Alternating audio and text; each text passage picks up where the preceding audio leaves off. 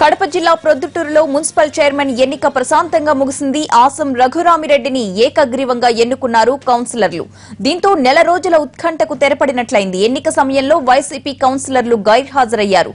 మొత్తం 40 మంది కౌన్సిలర్లు ఉన్న ప్రొద్దుటూరు కౌన్సిల్లో ఆసం రఘురామిరెడ్డికి 31 మంది కౌన్సిలర్లు మద్దతు తెలిపారు.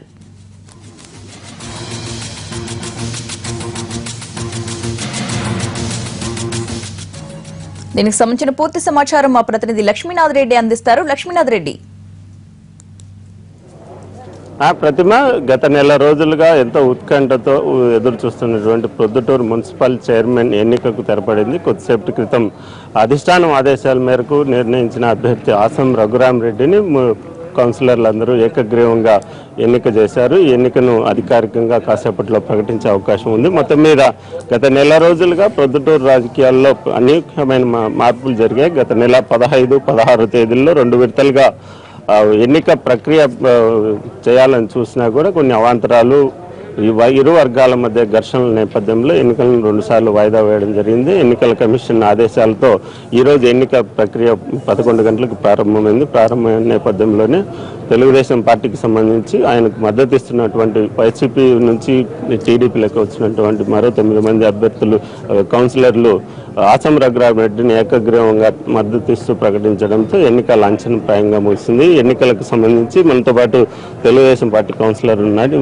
నెల రోజులుగా ఎంతో ఉత్కంఠగా ఎదురు చూసాం, చివరకు ప్రశాంతంగా ముగిసింది. ఏమంటారు? ఇది గతంలో ఆసం రఘురామిరెడ్డి గురురెడ్డి గారి ఒప్పందం ప్రకారమే అధిష్టాన ఆదేశం మేరకు 31 మంది కౌన్సిలర్తో ఏకగ్రీవం ఎన్నుకోబడింది. అధిష్టాన ఆదేశాల మేరకు మేమందరం గురించి ఆసం రఘురామిరెడ్డికి మద్దతు తెలిపడం జరిగింది. మొదట అంటే మీలో వర్గాల మధ్య విభేదాల కారణంగానే 2 సార్లు వాయిదా పడింది అంటారా? అది తెలుగుదేశం పార్టీ అనేది ఒక కుటుంబము. చిన్న చిన్న సమస్యలు ఉంటాయి. ఆ సమస్యల గురించి మేము అధిష్టానం దృష్టికి తీసుకుపోయినాము. దాన్ని పరిష్కారం చేస్తామని చెప్పినారు సీఎం గారు. చివరికి అధిష్టానం ఆదేశాల మేరకు ఆసం రఘురామిరెడ్డి గతంలో జరిగిన మున్సిపల్ చైర్మన్ ఎన్నిక జరిగిన నేపథ్యంలో గతంలో అనుకున్న విధంగానే ఆసం రఘురామిరెడ్డికి తదుపరి మున్సిపల్ చైర్మన్ను అందించాలన్న అధిష్టానం ఆదేశాల మేరకు ఒప్పందం జరిగిన మేరకే నిర్ణయం తీసుకోవడం జరిగిందని, అందుకు అందరూ వర్గాల మధ్య రాజీ చర్చల నేపథ్యంలో నిన్న ప్రశాంతంగా చర్చలు ముగిసిన నేపథ్యంలో ఈరోజు సమిష్టి నిర్ణయం తీసుకున్నామని, ఎన్నికలు తర్వాత అందరం కలిసి పనిచేస్తామని, మున్సిపల్ అభివృద్ధికి తమ వంతు కృషి చేస్తామంటున్నారు. Court Hyderabad studio.